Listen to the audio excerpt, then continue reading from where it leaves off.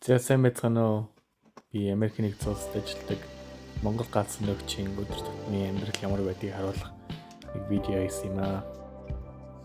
Би North Carolina мужийн Asheville хотод ажиллаж амьдраад 16 жил болж байна.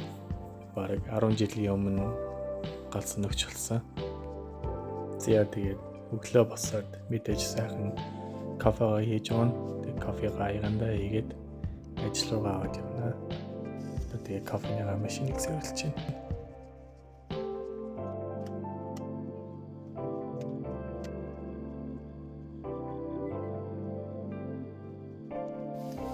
Тэгээд би бас галзсан нөхчийн хажуугаар үйл хөдлөх хөрөнгө байшин зардаг. Тэгээд манай эхнэр охин хоёр одоо Монгол руу буцаа явцсан.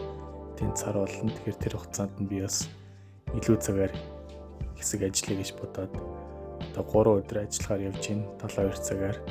Тэгээ 3 өдөр ажил дуусчаад маргааш нь 4-р өдөр нь офс руугаа очиж суун тэнцээ хүлээн авалтын хэсэгт нь суудаг байгаа. Тэгээд бүх хувцас аваад бэлэн явж байгаа. Тэгээ манай гэрээс ажил хүртэл нэг 20 минут хавцаа явдаг. Өглөө бас одоогондоо жоохон хүүтрээд өглөө манаатай байсан. Тэгээд ингээд ажилдаа хүрээд ирлээ. Манай ажлын нэг станц дээр ихэнхдээ нэг галын машинтай, зарим нь 2, зарим нь 3. Миний хуцсны шүүгээ ганхуугийн гал мандах гэдэг нь байр эсэлэгдээд ганхууг гэдэг нь овг нь хойно дуулган дээрээ Монголынхаа тугийг наасан байгаа. Зүрхэндээ орох ингээд зүүн талтаа. Тэгээ миний ажилладаг энэ станц бас аюултай материалын осолд арга хэмжээ авах юм бас том машинтай. Энэ машин дотор янз янзын тоног төхөөрөмжтэй байдаг. Би бас тэрийг ундаг.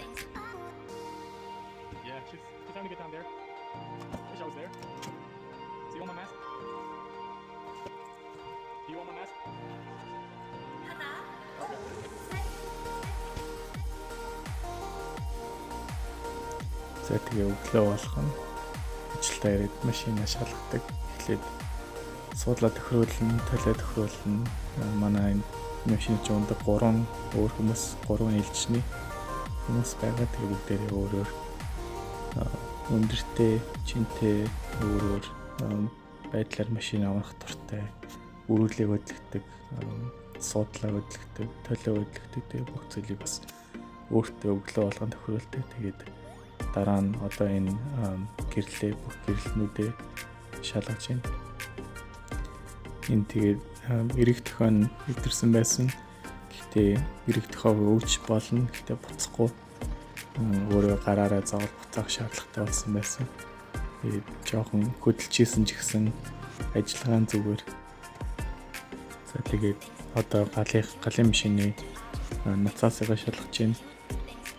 Сэг даралтжуулж чадж гин үү, даралтай барьж гин үү гэж шалгадаг. Тэгээд бүх гэрлэлнүүдээ дарж асааж үзнэ. Машинаа ториулаад бүх гэрлэлнүүдээ ажиллаж гин үү, хагарсан байна уу гэдгийг шалгана. Би 4 жил галзсан нөхцөр ажиллаад тэгээд би жолооч болсон. Энтхийн жолоочийг инженер гэж дууддаг.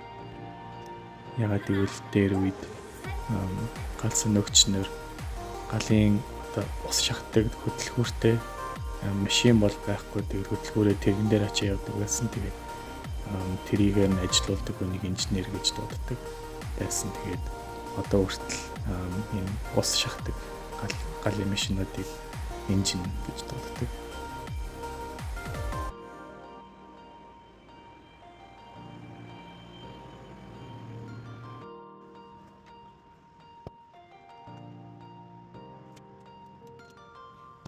Тэгээ гал гарах юм бол бид нар гал дээр хэдэн цаг ажиллах хэрэг гарвал ус маш чухал.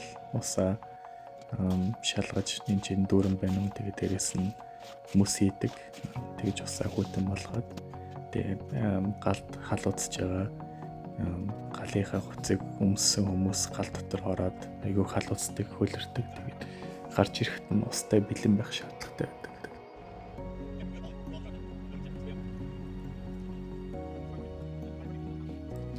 Тэгээ хаашаа явсан заавал ухарч зогсдог. Уцаж дуудлаганд явахдаа хурд нь ухарч гарахгүй шууд урагшаа явдаг.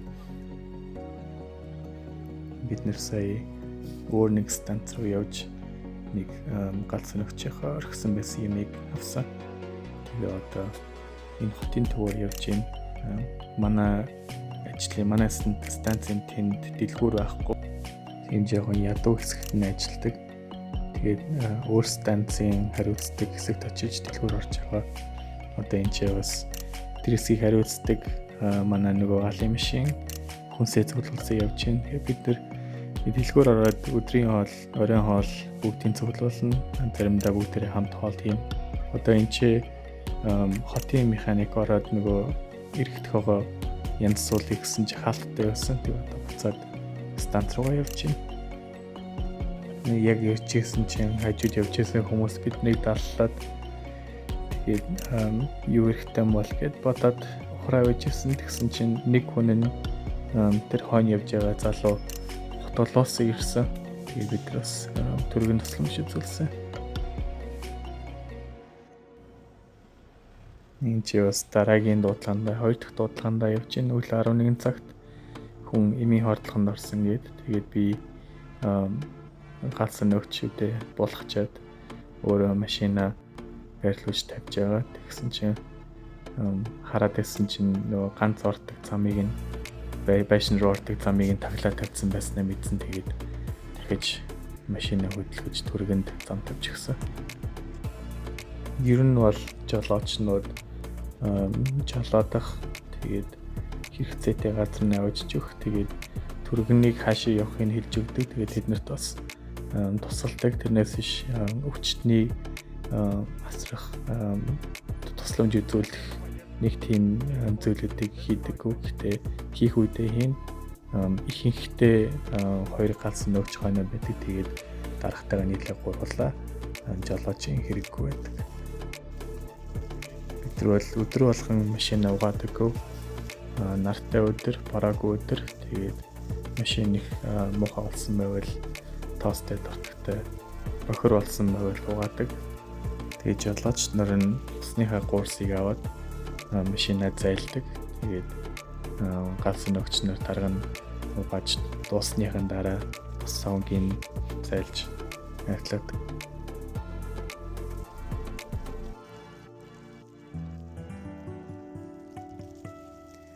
Манай энэ шалангны хошуу нэвтэрсэн. Тэгээд залгаад хэрэглэе гэхээр барьж байгаа хүнийг нордог усхаа хамаагүй шүршигддэг. Тэгээд тэрийг нь зүгээр аваад хуруугаараа усаа даралтжуулаад угааж байгаа.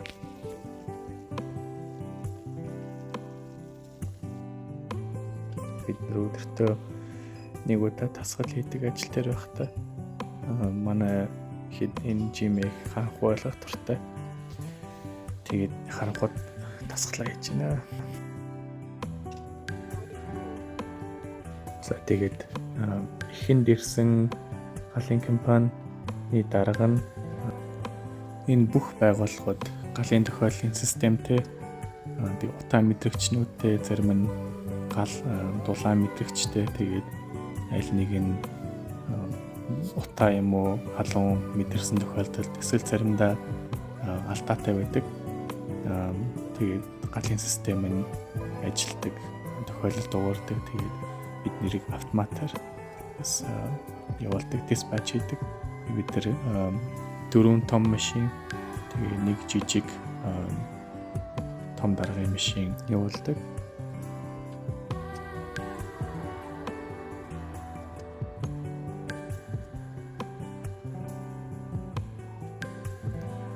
За тэгээд эхлээд ирсэн компани дарга нь радиогоор бусад машинууд компаниудтай юу болж байгааг мэддэг.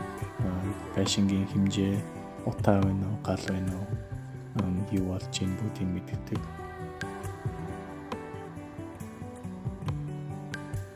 энэ галын систем бас алдаатай байсан.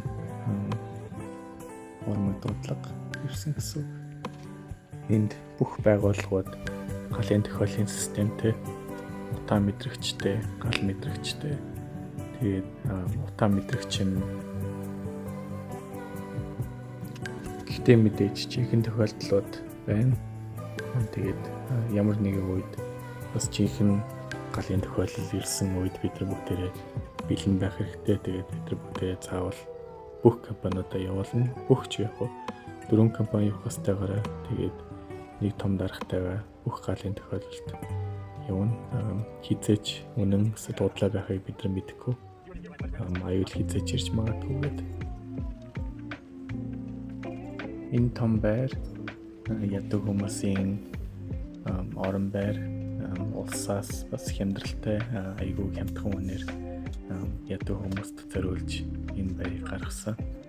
Дотор нь ер нь их асуудалтай хүмүүс амьдардаг, хар тамхи, арх тамхи уудаг тийм хүмүүс энэ амьдардаг.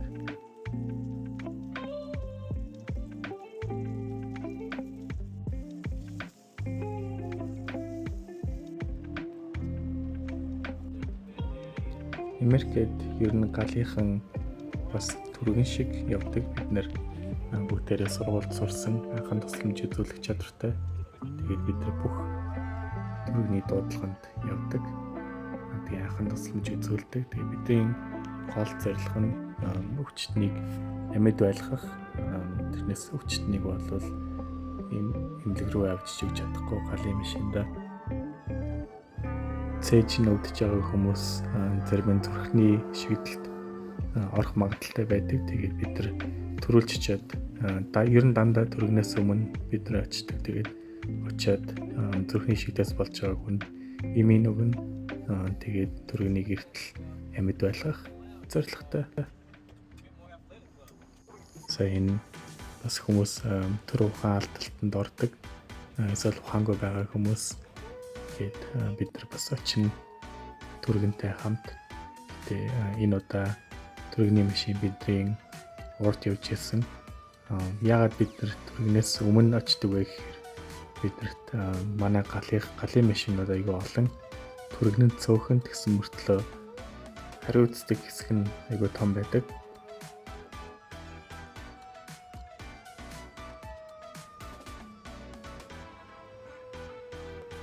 За энэ жоохон мушгаа зам дээр 40 мильтэй явж байгаа. Монголоор нэг 64 км/цагтай. Ер нь нэг амар хурдан яваад байдгүй. Хурдны зам дээр гараад нэг 60, 70, 75 миль хурдтай явдаг. Тэрнээс ер нь хот дотроо ер нь 60-аас 60 миль цагаас доош хурдтай явдаг.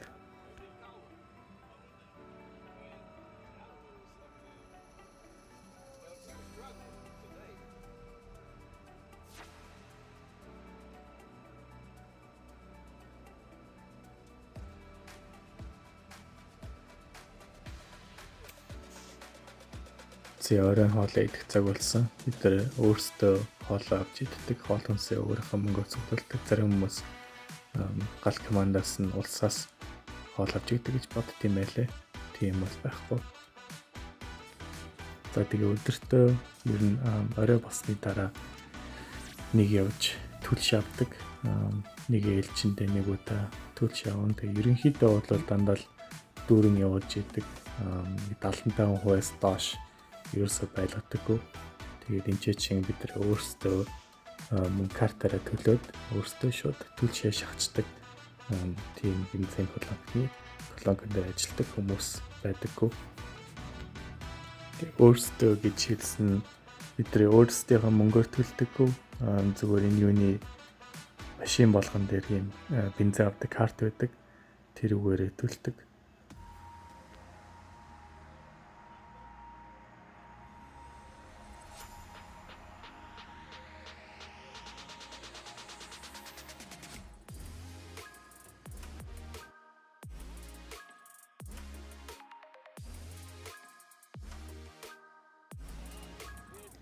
За би бас үзэгч нартай энэ Ашиглотын хотын төв ямар байдгийг харуулъя гэж бодоод хотын төвөр жоох явсан. Их том хот биш. 200,000 хавцаа хүнтэй. Улаанбаатараас бол хамаагүй жижиг. Нэг өндөр барилгууд бол байхгүй. Энэ харагдаж байгаа зүүн талд байгаа хамгийн өндөр барилга нь 18 давхар өндөртэй. Тэгээд ер нь л дандаа жижиг барилгууд байдаг. Гэтэ жуулчид их сайн ирдэг. Уулаар хүрээлэгдсэн тийм хот байгаа.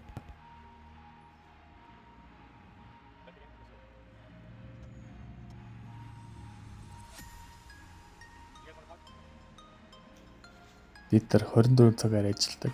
Гэхдээ шөнө унтна бид нар бүгдээрээ ортой хүнжил давуу тэрэ өөртөө авчираад тэгээд орондоо ороод саад унтдаг. Гэтэ бас шөнө угаасаа дуудлага ирэхэд бэлэн байх хэрэгтэй. Дуудлага ирэх болгонд босно. Тэгээ энэ бас нэг тийм хүн газар хөвтөжсэн гээд хажуугаар нь явж ирсэн хүн залгаад 911 рүү залгаад мэдгэцсэн. Тэгээ бид нар одоо тэр хүнийг хайгаад явж байна. Ингээ унтж байгаа хүнийг бид нар ийш тийш явуулж чадахгүй. Энэ тийм амар хүддэг болохоор шөнө ингээд унтж байгаа хүн хөлдөж өгнө гэж санаа зовлтгоо. За энэ өвчтөнд босгоход туслах гэдэг нь энэ бол тийм төрөгний дуудлага бол биш. Бид нар зүгээр нэг тийм тусламж үзүүлдэг. Зарим хүмүүс хитрхи хөвшин эсвэл босч чадахгүй болсон байдаг. Тэгэрд дуулсан байдаг. Тийм хүмүүсийг бид очиж хөл дээр нь босгож өгдөг. Эсвэл газар унсан хүмүүсийг босгоод орон дээр нь эсвэл сандал дээр нь суулгаж өгдөг.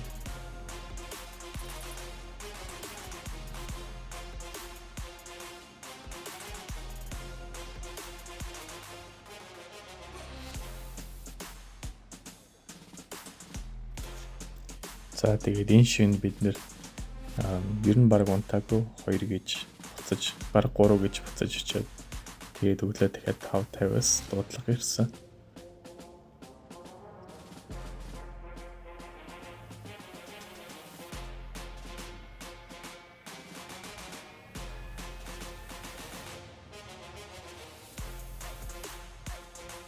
Энэ дуудлага бас галын тохиолдол хуурмаг дуудлага байсан. Очсон чинь гэрийнхэн гэртээ байхгүй. Гэхдээ бид нар нөгөө хаалганыхын камераар нь яриад гэрт нь ороод тэгээд бүх утаа мэдрэгчнүүдийг шалгасан. Тэгээд яг яасан мэддэхгүй алтаатай систем, алтаатай утаа мэдрэгч байсан юм шиг байлаа. Хэрвээ энэ хүмүүс камераар яриад хаалгаа онгоолгож өгөөг байсан бол бид нар заримдаа хаалгыг эвдэлж орох шаардлага гардаг. Гэхдээ зөвхөн утаа эсвэл гал харагдж байгаа тохиолдолд. За бид нар өглөө 7 цаг гээд нөгөө ээлж хурж ирдэг. Гэхдээ яг 7-тоо ирэхгүй 7-оос 8-ийн хооронд ирнэ.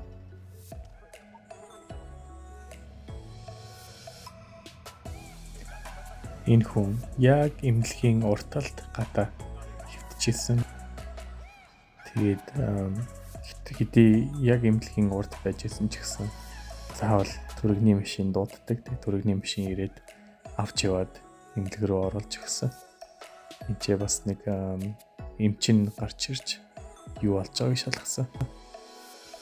За тэгээд галс нөхчийн нэг өдөр нэг иймэрхүү өдөр шингүү дуудлаганд явна, бараг унтч чадахгүй. Гэтэ заримдаа унтна. Тэгээд би одоо эндээсээ яваад дараагийн станц руу явна. Тэгэхээр 24 цаг тэнд байгаад тэгээд буцаж энэ ч нэрээд 24 цаг ажиллаад тэгээд дараа нь офс руугаа явна.